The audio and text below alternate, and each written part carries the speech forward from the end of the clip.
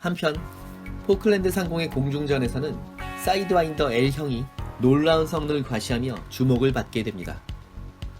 전후에 생존한 아르헨티나 조종사들은 만약 이 사이드와인더 미사일이 없었다면 시 해리어 전투기에게 그렇게 쉽게 격추되지는 않았을 것이라고 회고하는 경우가 많았으며, 사이드와인더 L형이야말로 이 전쟁의 승패에 가장 큰 영향을 끼친 결정적인 무기라고 한 목소리로 진술했죠. 포클랜드 전쟁 이전까지는 공대공 미사일이라는 무기는 상당히 매력적이기는 했지만 조종사들에게 완벽한 신뢰를 얻지는 못하고 있었죠.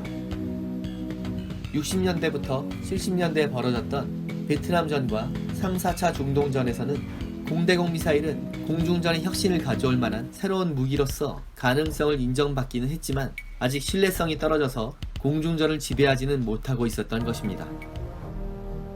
베트남 전쟁에서 미군 전투기들의 표준 전투 무장으로 사용되고 있었던 AIM-9B형과 AIM-9D형의 사이드와인더의 경우에는 대략 20초 정도의 비행이 가능한 연료를 가지고 있었으며 최대 사거리는 4.8km 정도였는데, 당시에는 많은 기대를 받으며 실전에 대비했지만 실전에서 막상 사용되고 보니 많은 결점을 노출하게 되었죠. 이 당시의 기술력으로는 적외선 탐지기의 탐지 범위가 상당히 좁았기 때문에 한정된 공간 안으로 적기의 후방을 포착해서 추적해야 했는데, 적외선 탐지기 각도가 플러스 마이너스 25도 정도밖에는 되지 않았기 때문에 거의 적기의 정후방 6시 방향의 위치에서 탐지기를 작동시켜야 로곤이 가능했었다고 하죠. 이렇게 한정된 조준각을 가지고 있었기 때문에 수세에 몰린 쪽에서는 높은 지로 선회하는 급기동을 실시하면 이 미사일의 조준을 어렵게 할 수 있었으며, 공격하는 전투기가 2G 이상으로 기동을 하면 사이드와인더의 발사가 어려운 경우도 많아서 적기와 치열한 근접 공중전이 벌어지는 경우에는 공격하는 측에서도 사격 순간을 포착하기가 매우 어려웠었죠. 여기에 더해서 사이드와인더의 탐지기는 표적보다 강한 적외선을 방출하는 태양이나 구름의 적외선 난반사, 지상의 열원, 수면의 태양 반사 등에 바로 로곤이 변경돼서 엉뚱한 쪽으로 날아가 버리는 경우도 있었기 때문에 수비 측에서는 어떻게든 격렬한 기동수로 대응하면 이 미사일을 피할 수 있는 가능성도 많이 있었던 것입니다. 베트남 전쟁의 통계를 보면 전반기였던 1965년 2월부터 68년 3월 사이에 미공군의 경우에는 175발의 사이드와인더를 발사해서 이 중 28발이 명중하는 약 16%의 저조한 명중률을 기록하게 됩니다. 여기에 1967년에 벌어진 6.1 전쟁에서는 이스라엘 조종사들이 샤프릴 미사일을 다수 발사했지만 단 한 발도 명중되지 않았기 때문에 이 미사일의 형편없는 성능에 크게 실망해서 이스라엘 조종사들은 공중전에서 기관포만 사용했을 정도였죠.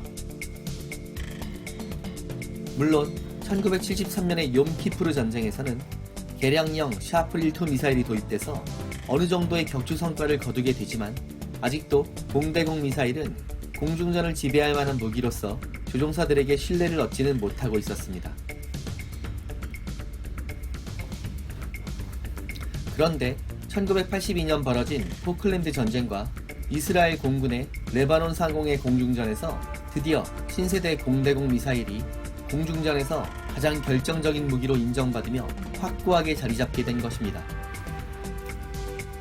포클랜드 전쟁에서 시 해리어의 전과 중에 80%에 해당하는 17대가 사이드와인더 미사일에 의한 것이었다고 하며 나머지 4대는 30mm 기관포에 의한 전과라고 하죠.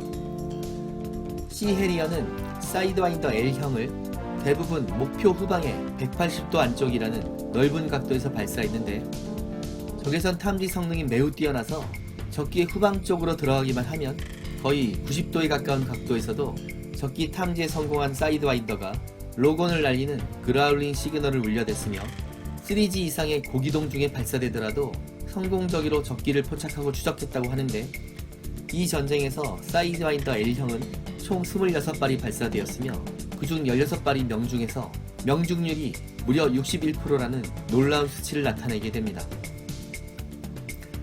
아르헨티나 조종사들은 시 해리어가 추격해올 때 높은 지의 방어 기동으로 미사일 공격을 피해보려고 해도 귀신같이 따라와서 명중하는 신형 사이드와인더의 성능에 엄청난 공포를 느끼게 되었고, 기존형에 비해서 거의 3배나 긴 사거리의 사이드와인더 L형은 아르헨티나 조종사들이 이 정도 거리면 사거리를 벗어났을 것이라고 생각할 때도 순식간에 따라와서 그들을 격추시켰던 것입니다.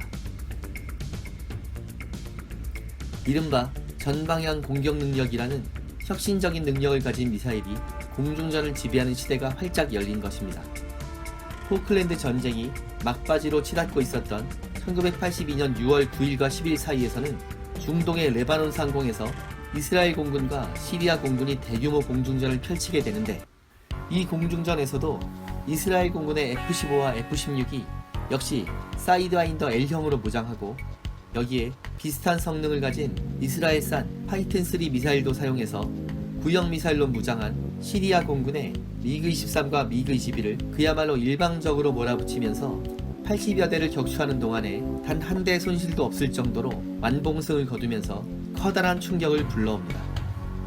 포클랜드 전쟁과 레바논 상공의 공중전에 놀라운 결과가 알려지면서 가장 큰 충격을 받은 것은 소련 측으로서 그들의 전투기와 미사일이 시대에 한참 뒤떨어지는 구식이라는 것을 실감하게 되었고, 이후부터 소련은 서방 측의 전투기와 미사일에 뒤떨어지지 않는 고성능 미사일의 개발과 전투기의 개발에 엄청난 투자를 하게 됩니다.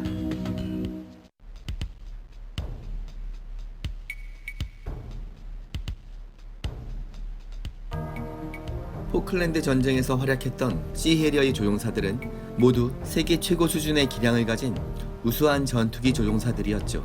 그들은 나토의 일원이었던 영국이 가상의 적으로 설정했던 바르샤바 조약기구에 대항하기 위해서 함대 방공전에 대비한 공대공 전투 훈련을 평소에도 몸에 배일 정도로 실시하고 있었기 때문에 세계 수준의 손색이 없는 공중전 기량을 가지고 있었던 전투기 조종사들이었습니다. 이런 최고 수준의 조종사들에게 우수한 비행 성능을 가진 시해리어 전투기와 사이드와인더 L형이라는 혁신적인 미사일의 조합이 추가되면서 포클랜드 상공에서 벌어진 함대 방공전에서 절대적인 공중 우세를 가져온 것도 부인할 수가 없는 사실입니다. 조기 경보기의 지원이 없는 상태에서 시해리어 전투기들의 숫자가 턱없이 부족해서 함대 방공망을 완벽하게 형성하지 못했었기 때문에 그들이 지켰어야 될 묵은 함선들이 다수 피격되거나 격침된 것은 안타까운 현실이었겠지만, 이 조종사들의 활약이 없었다면 영국 함대는 이 전쟁에서 훨씬 큰 고난을 겪었을 것입니다.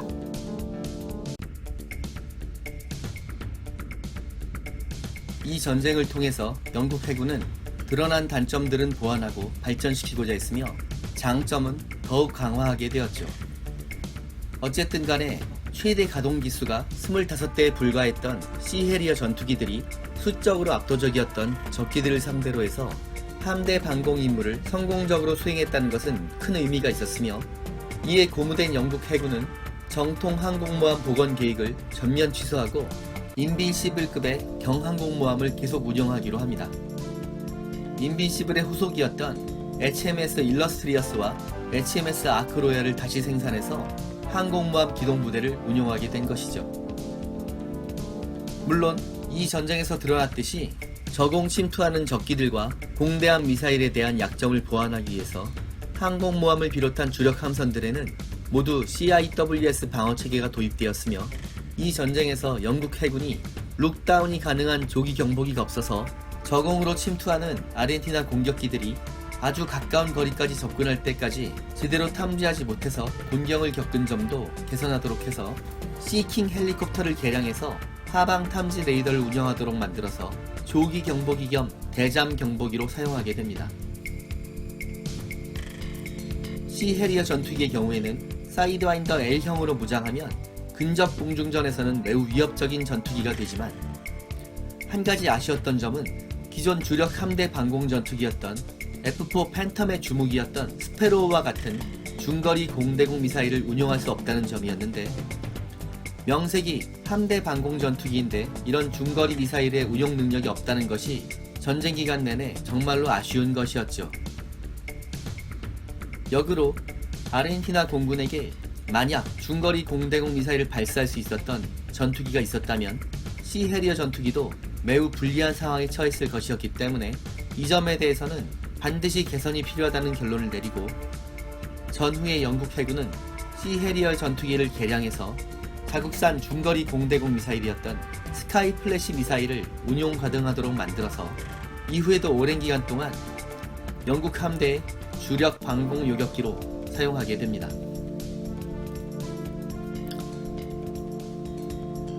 하지만 세월의 흐름은 어쩔 수 없어서 전쟁이 끝난 후 30년이 다 되어가던 2010년이 되면서 영국군은 모든 해리어 전투기들을 은퇴시키게 되었으며 2017년 건조된 신형 항공모함 퀸 엘리자베스와 2019년에 진수한 동급의 항공모함 프린스 오브 웨일스에는 미국제 F-35반을 운용하기로 결정하게 됩니다. 이로써 영국 해군의 시 해리어는 이제 전설 속으로 완전히 사라지게 되었죠.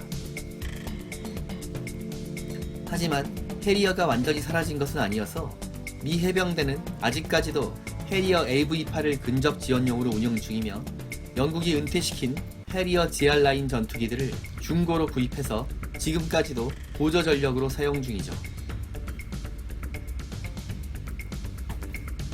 1994년 개봉했던 아놀드 슈왈츠제네거 주연의 영화 트루라이스에서는 미 해병대의 AV-8 해리어 전투기들이 깜짝 등장해서 테러범들과의 전투 장면에서 영화에 어울리는 화려한 기동 장면을 선보이면서 맹활약하기도 했었죠.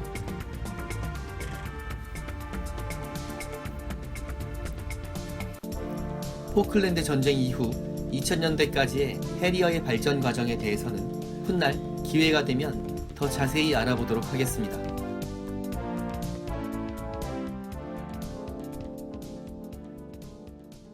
영국군이 전쟁이 시작되자마자 전통적으로 강력한 우방이었던 미국으로부터 은밀하게 사이드와인더 미사일과 슈라이크 미사일과 같은 최신 무기 지원을 받았으며 첩보 위성을 통한 정보 지원까지 받았다는 것은 잘 알려진 사실이죠. 미국은 남미의 우방국가였던 아르헨티나와의 관계를 고려해서 초기에는 비공개적으로 영국군을 지원했지만 제네랄 벨그라노의 침몰 이후 영국이 승세를 잡은 것으로 판단한 무렵부터는 아예 공개적으로 영국을 지원하게 됩니다. 여기에 더해서 영국은 1차 대전 이래 전통적인 연합국 관계였던 프랑스로부터도 기술 지원을 받게 되는데 프랑스는 개전과 동시에 영국의 요청을 받자 즉시 아르헨티나에 대해서 무기 금수 조치를 시행했죠. 그래서 더 이상의 무기를 넘겨주지 않았으며 이미 아르헨티나에 파견되어 있었던 관련 인력들을 즉시 귀국하도록 조치합니다. 당시에 이미 인도되었던 슈페르 에땅다르 5대와 액조세 미사일 5발의 운용기술 이전을 위해서 파견되어 있었던 기술자들이 아직 완전하게 기술 이전이 마치지 않은 상태에서 프랑스로 급거 귀국하게 되면서 아르헨티나 측은 황급하게 자체 기술 인력만으로 액조세 미사일의 정비와 운용법을 완벽하게 터득했어야 됐죠. 여기에 프랑스로부터 부품 공급이 끊기면서 슈페르 에땅다르의 운용 부품 공급에 애를 먹게 되는데 결국 신품 슈페르 에땅다르 중 한 대를 해체해서 나머지 4대를 운용하는 데 필요한 부품용으로 사용하는 상황까지 발생했다고 합니다. 여기에 더해서 프랑스는 영국의 요청으로 미라주 3와 미라주 5 전투기 각 한 대씩을 영국에 제공하게 되는데 이 무렵 이 전투기들은 이미 구식으로 프랑스 공군에서는 물러나고 있었으며 신예 전투기 미라주 2000이 도입되면서 기종 교체 작업이 진행되고 있었기 때문에 프랑스는 영국의 전투기 대여 요청에 흔쾌하게 응했다고 합니다. 영국의 교관 조종사들은 이후에 이 전투기들을 사용해서 시 해리어와 모의 공중전을 실시했으며 5000m 이하의 중고도에서는 시 해리어가 근접 공중전에서 우세한 능력을 가진 것을 확신하게 되었다고 합니다. 이렇게 분석된 정보는 포클랜드를 향해 항진하고 있었던 항공모함에 배치된 전투비행대에게 모두 전달되게 됩니다. 남미 쪽에서는 아르헨티나와의 국경 분쟁 등으로 인해서 전통적으로 사이가 매우 나빴던 이웃나라 칠레가 영국에게 매우 협조적이었는데 영국 레이더 요원들이 비밀리에 칠레의 레이더 기지에 신형 레이더를 설치한 후에 아르헨티나 항공기들이 포클랜드를 향해서 출동할 때마다 탐지해서 영국 함대에 미리 알려주었다고도 하죠. 이렇게 영국은 우방국들이 많았던 반면에 아르헨티나 쪽은 상황이 매우 어려웠죠. 포클랜드 점령 이후에 유엔에서 침략자로 규정된 아르헨티나는 국제적으로 고립돼서 홀로 싸워야 됐죠. 군부 정권이 집권한 초기에는 반공을 내세워서 미국의 무기 지원을 받았지만 이른바 더러운 전쟁이라고 불리웠던 아르헨티나 군부의 잔혹한 민주화 운동 탄압 방식에 대해서 미국이 크게 우려하면서 아르헨티나 군부에 압력을 넣기 위해서 전쟁이 발발하기 몇 년 전에 무기 금수 조치를 시행한 상태였죠.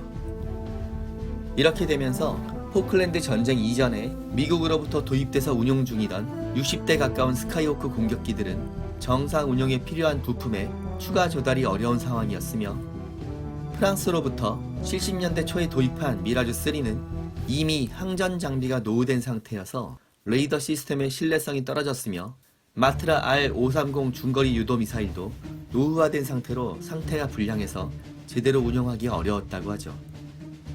따라서 이 중거리 유도 미사일은 실전에서는 한 발도 사용되지 못하게 됩니다. 결국 미라주3 전투기들은 시대에 한참 뒤떨어진 구형이었던 매직 0대공 미사일을 장비하고 포클랜드 상공의 전투로 나서야 했죠. 이 무렵 아르헨티나의 협조적이었던 국가들은 전통적인 우방국가였던 이웃나라 페루와 에콰도르, 그리고 서방의 적대적이었던 베네수엘라와 중동의 리비아 등이 있었지만 이런 국가들은 군사적인 역량이 매우 떨어졌기 때문에 실질적인 도움이 되지는 못했죠. 이 무렵 유일하게 아르헨티나를 군사적인 측면에서 실질적으로 도와주었던 나라는 이스라엘 뿐이었다고 합니다.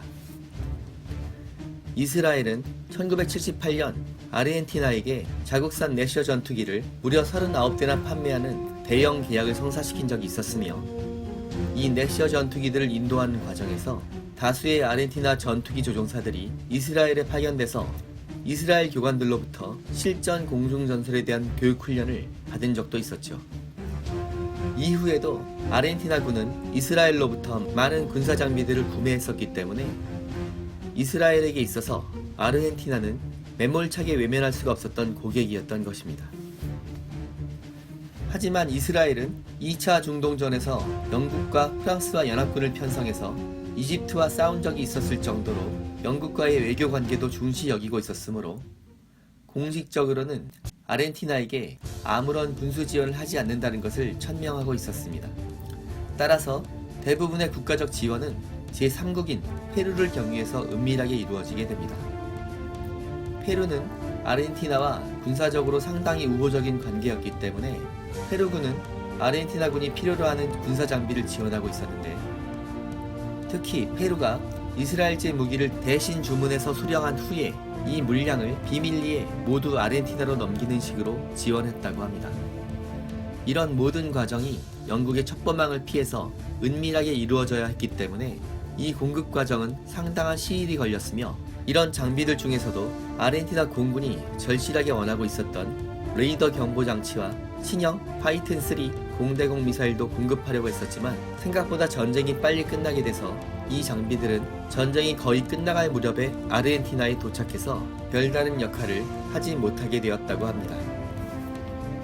전쟁이 시작되자마자 아르헨티나 공군이 최우선적으로 원했던 것은 미라주3 전투기 항속거리를 10% 이상 늘려줄 수 있었던 이스라엘제 1500리터 외부 연료 탱크였는데 이 연료 탱크가 도착하면 미라주3 전투기들이 포클랜드 상공에서 약 20분 정도의 채공 시간을 더 가질 수 있었다고 하기 때문에 만약 조기에 도입되었다면 공중전 판도에 큰 영향을 주었을 가능성이 높았죠. 하지만 이 연료 탱크는 5월 23일이 돼서야 초도 물량이 페루에서 아르헨티나로 유입되었으며 며칠 후에는 2차 물량도 도착했지만 이 무렵 아르헨티나 공군은 이미 전력의 대부분을 상실한 상태로 더 이상의 항공작전 수행이 어려웠으며 더구나 미라주3 전투기들은 대부분 발칸 폭격기의 위협으로부터 본토의 기지들을 방어하기 위해서 남부전선을 떠난 상태였기 때문에 결국 이 신형 연료 탱크들은 전쟁에 사용될 기회가 없었다고 합니다. 아르헨티나 공군이 0대공 미사일이나 신형 연료 탱크와 같은 장비들을 전쟁이 시작되기 전에 충분히 확보했었다면 포클랜드 전쟁의 양상은 크게 달라졌을 수도 있을 것이기 때문에 이래저래 아르헨티나 수뇌부로서는 공군의 의견을 무시하고 전쟁의 준비에 소홀했던 대가를 똑똑하게 치른 셈이 되었죠.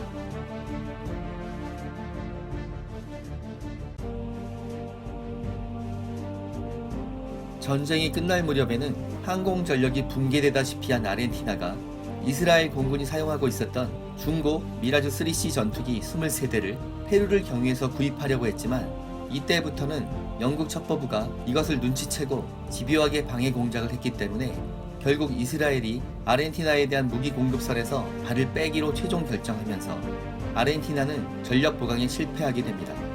사실 이 미라주 3C 전투기들은 전쟁이 시작되기 전인 1980년에 이스라엘과 아르헨티나 간의 거래 협상이 있었던 중고 기체들이었는데 당시 아르헨티나 조종사들은 이 전투기들이 이제는 시대에 뒤떨어진 구식기체라며 도입을 반대해서 거래가 불발된 적이 있었죠.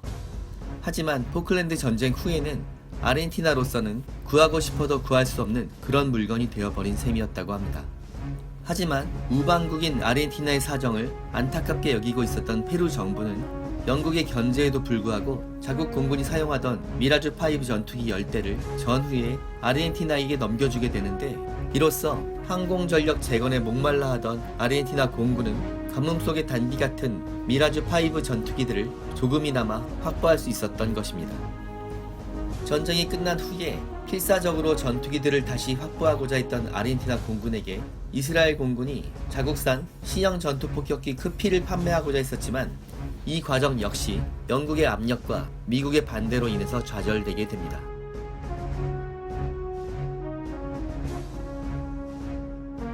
한편 영국은 전쟁에 승리한 후에 즉시 대형 항공기와 공군 전투기들을 운용할 수 있는 새로운 비행장을 건설했으며 이 비행장이 완성되자마자 영국 공군에 F4 팬텀 전투기와 신형 해리어 전투기들을 배치해서 방어 전력을 강화하게 됩니다. 이때부터 포클랜드 제도를 둘러싼 힘의 균형은 완전히 영국으로 기울게 되었으며 현재는 포클랜드의 공군 비행장에는 최신 전투기 유로파이터 타이푼을 4대나 배치한 상태여서 이제는 아르헨티나군이 다시는 넘보지 못할 정도의 강력한 항공 전력을 보유하게 되었죠. 아르헨티나의 독재자 갈티에리는 이 전쟁을 통해서 말비나스라고 부르는 고유 영토에 수복을 하고 내부의 정치적 갈등도 해결하는 두 마리 토끼를 잡고자 했었지만 결국 성급하게 시작한 전쟁의 결과로 아르헨티나군은 패전하게 되었으며 갈티에리는 이에 따른 책임을 지고 6월 18일 전격 사임하게 됩니다. 아르헨티나 군부는 전쟁 기간 내내 전장의 실상을 국민들에게 알리지 않았으며 심지어 패전이 거의 임박했을 때도 언론을 통제하며 진실을 알리지 않았습니다. 이 전쟁에서 얼마나 많은 군인들이 전사하거나 부상을 당했는지도 군사 비밀이라는 핑계로 쉬쉬했으며 언론 통제를 더욱 강화했었죠. 하지만 손바닥으로 하늘을 가릴 수는 없는 법이기 때문에 결국 패전 사실이 알려지게 되고 군대에 보낸 아들이나 형제들의 생사를 알지 못했던 아르헨티나 국민들이 피눈물을 토하며 거센 시위를 하게 되면서 다시 민주화 운동에 불을 붙이게 돼서 결국 아르헨티나 군부는 몰락의 길로 빠져들게 됩니다. 반면 영국은 아르헨티나의 선제 공격으로 벌어진 전혀 예상하지 못했던 전쟁에서 원거리 원정작전에 대한 큰 부담을 극복하면서 승전하게 되었고 대영 제국의 영광이 아직은 죽지 않았다는 것을 전 세계에 알리게 되었으며 영국민들의 자존심도 크게 올라서 국민들을 단합하게 만드는 효과도 있었습니다. 오히려 전쟁을 통해서 내부의 갈등이 해결된 쪽은 영국이었던 것입니다. 훗날의 평가는 많이 엇갈리지만 대처 수상의 지도력도 이 순간만큼은 높은 평가를 받았으며 대처는 국가 위기를 극복한 철의 리더로 기억되게 됩니다. 이제는 포클랜드 제도가 어떤 곳인지를 모르는 영국 국민은 거의 없을 정도로 영국민들은 자국의 영토인 포클랜드를 지켜낸 그들의 군대를 자랑스러워하게 되었죠.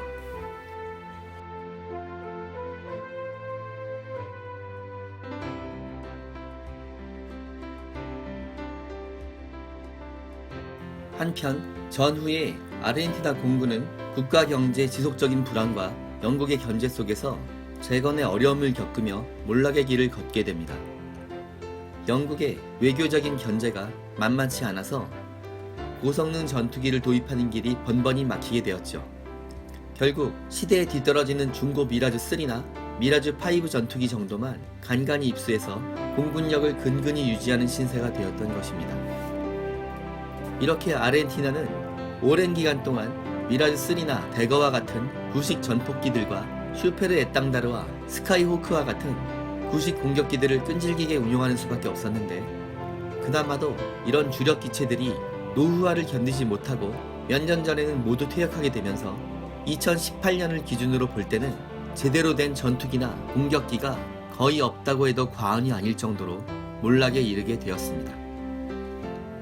최근에는 아르헨티나 공군의 재건 움직임 속에 우리나라가 생산한 FA-50 전폭기가 아르헨티나와 수출 협상이 타결돼서 아르헨티나의 주력 전폭기로서 운용될 가능성이 높다는 소식이 전해지는데, 아마도 10대 정도의 도입 계약이 성사될 것으로 예상된다고 합니다. 만약 현실화된다면 포클랜드 전쟁 이후 아르헨티나가 운용하게 될 가장 고성능의 전폭기가 될 것입니다. 오랜 기간 동안 아르헨티나 군의 군사력 강화 움직임이 있을 때 위협이 된다고 판단되면 외교적으로 태클을 걸었던 영국이 FA-50의 아르헨티나 수출 과정에는 아직까지 별다른 반응을 보이지 않는 것으로 보이는데, 아마도 영국 측은 포클랜드에 유로파이터를 배치한 마당에 공격용 무기라기보다는 방어 무기로 평가되는 FA-50 정도의 전폭기는 원거리 공격 능력이 없기 때문에 별다른 위협이 안 된다고 판단한 것은 아닌지 조심스럽게 짐작해봅니다. 여하간 아르헨티나는 경제적 사정이 어려운 상태여서 얼마나 많은 수의 FA-50이 추가로 수출될지는 모르겠지만, 이번 기회를 통해서 우리나라의 항공기술이 더욱 발전하는 계기가 되기를 바랍니다. 비록 아르헨티나 군사 정권의 무모한 도발로 인해서 처절한 전쟁이 발생했고 양측의 수많은 군인들이 전사했으며 영국의 승리와 아르헨티나의 패전으로 마무리되었지만, 아르헨티나 국민들은 아직도 그들이 말비나스라고 부르는 이 섬들에 대한 영유권을 아직 마음속에서 포기하고 있지 않은 것 같습니다. 이 전쟁에서 살아난 군인들을 기리는 행사가 매년 열리고 있으며, 돌아오지 못할 가능성이 높은 위험한 상황에서 전장으로 용맹하게 출격했던 조종사들은 국가 영웅으로 추앙받으며 아르헨티나 국민들의 마음속에 남아 있습니다. 패자인 아르헨티나 국민들에게 이 전쟁이 남긴 상처는 언제쯤 치유될 수 있을까요? 포클랜드 항공전의 뒷이야기로 마지막으로 언급할 부분이 있습니다. 이 전쟁이 끝난 뒤에 전쟁의 교훈을 분석하며 가장 많은 연구를 했던 나라가 있는데, 그 나라는 바로 일본입니다. 일본은 우리의 독도를 호시탐탐 넘보고 있으며 러시아와는 쿠릴 열도의 4개 도서에 대해서 지속적으로 영유권을 주장하며 대립하고 있죠. 여기에 더해서 중국이 야오위다오라고 부르며 영유권을 주장하는 센카쿠 열도에 대한 영토 문제까지 가지고 있는 국제적인 말썽꾸러기입니다. 그런데 일본은 포클랜드 전쟁이 끝나자마자 이 전쟁이 남긴 교훈을 연구하고 분석해서 이런 섬 지역에 대한 영토 분쟁이 발생하는 경우에 대응할 수 있는 군사적인 매뉴얼을 구축해 놓았다고 합니다. 우리에게 있어서 포클랜드 전쟁이 남긴 교훈은 냉철한 국제정세 속에서 영토를 지킨다는 것은 말로만 가능한 것이 아니며, 감히 넘보지 못하도록 강력한 군사력을 꾸준히 양성하고 우방국과의 관계를 더욱 돈독히 해야 하며, 영토 문제에 대한 모든 가능성에 대해서 체계적인 방어 플랜을 수립해서 감히 넘보지 못하게 만들어야 한다는 것입니다. 긴 시간에 걸쳐 진행되었던 포클랜드 항공전의 이야기는 여기까지입니다. 오랜 시간 동안 지속적으로 응원해 주시고 격려를 해주셨던 많은 분들께 고마움의 인사를 드립니다. 다음 해부터는 11월 개봉 예정인 영화 미드웨이의 예고편에 대한 리뷰와 함께 그동안 미드웨이 해전을 다뤘던 여러 영화들을 둘러보면서 미드웨이 해전에 대한 이야기를 알아보고자 합니다. 여기는 밀리터리 항공의 잡학 채널 불타는 하늘입니다.